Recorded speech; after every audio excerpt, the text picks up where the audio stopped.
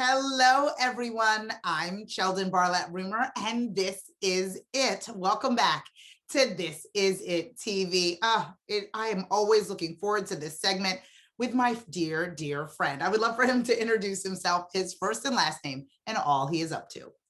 Cheldin, I'm Bezich, men's health advocate, contributing writer to phillyvoice.com, and as you know, of course, the author of Crack the Code, 10 Proven Secrets That Motivate Healthy Behavior and Inspire Fulfillment in Men Over 50. How are you? I am good. I am good. I am ready for the weekend, ready to relax a little bit. Yes. You always leave us a little smarter, if not a lot smarter, by sharing some practical things in which we can incorporate into our lives. What are you spoiling with me today? Well, what I want to talk about today is perhaps the best and one of the most fundamental things that should be in every man's healthy behavior portfolio. Something that you don't have to sweat, you don't have to get up super early, you don't have to buy any high-priced shoes. There's no pain involved, but yet, with all those characteristics, but yet men avoid it like the plague. They just have all these excuses, and what is that? Yeah. A visit to the doctor. Oh, it's that time. Yes. Yes, it's that time. It's that time. It's one of those things that you think that, okay, it's on the list. It's as regular. You're taking care of your car. You're taking care of all these things. You're making sure that the engine is running, but not necessarily yours. Not necessarily yours. Yes. Well, actually, speaking of cars, so the analogy that's used all the time in the literature, yes, of course, with that is their cars, that men, take better care of their cars. And the interesting sort of metaphor is that, you wouldn't wait till your car is stopped dead on the road and smoke is coming out from under the hood to get the oil changed or to check the pressure in your tires. But in effect, that's what men do with regard to their own bodies.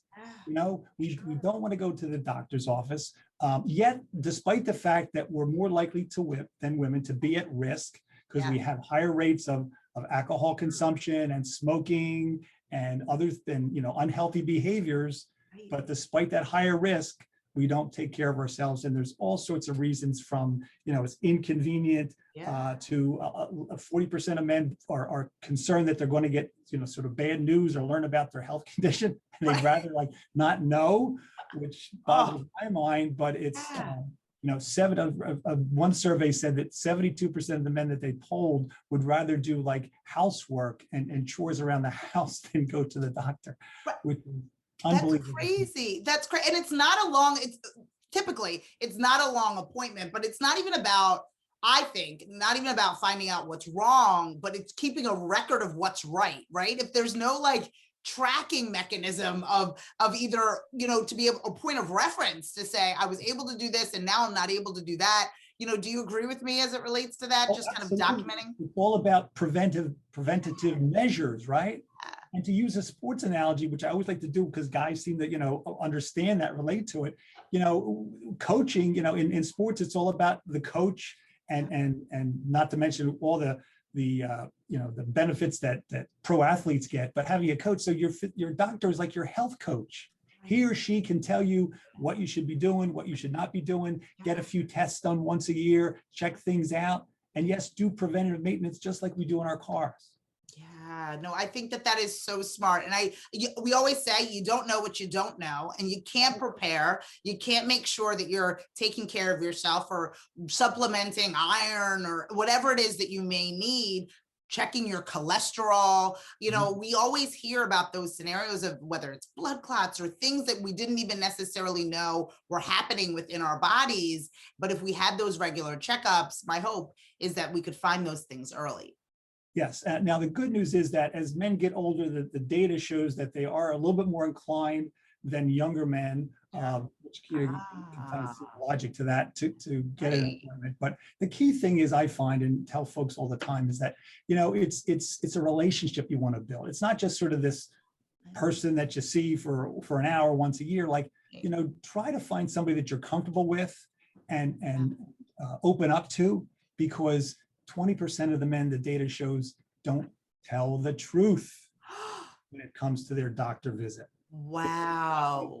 Or they may not get into a conversation about some things that are on their mind, which is, all these macho guys, yet they're afraid to Right. It's a bump and a bruise. Right or something, Wow. Wow. I think that's really interesting. I mean, one is to get to the doctor. And then when you're in the doctor's office, being able to communicate with them as it relates to what's hurting, what isn't feeling right, what you have questions about. And I think that that's an interesting thing too, to make use of the time. Absolutely. And, if you need to, bring a list. Yeah. Make a couple of notes so you don't forget, because we can, the conversation can drift off or whatever. Make a couple of notes. This is your health, for crying out loud. This is your health. You only, as we know it, you only get one of these bodies. So you have to take care of them. Louis, it's always a pleasure. You're so good. You're so good. Everybody should go have your checkup, my friends. Absolutely. Have your checkup and be prepared. And be prepared at that checkup in order to ask all of the right questions. You always answer all of our questions. If people want to get in touch with you, my dear friend, if people want to follow, fan, and like you and get your hands on that book, where would they find that information?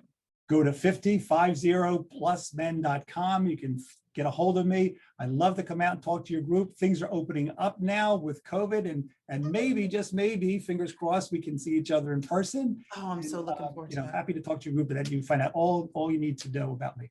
Oh my goodness. I have a feeling we will be shoulder to shoulder soon enough, my friend. And I'm looking forward to seeing you. And please, everyone who's listening, make sure that you reach out and gain some more information, get your hands on that book, and follow, fan, and like my friend. Thank you so much for joining me.